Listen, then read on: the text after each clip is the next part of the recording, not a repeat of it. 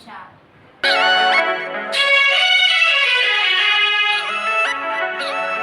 उठा उठा दिवाळी आली मोती स्नानाची वेळ झाली। उठा उठा दिवाळी आली मोती स्नानाची वेळ झाली। आज काय आहे? आज नरक चतुर्थी आहे।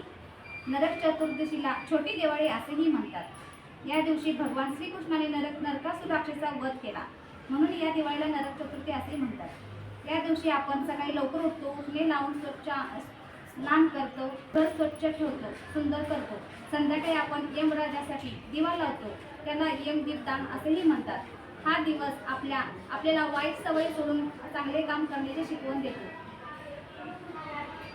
धन्यवाद।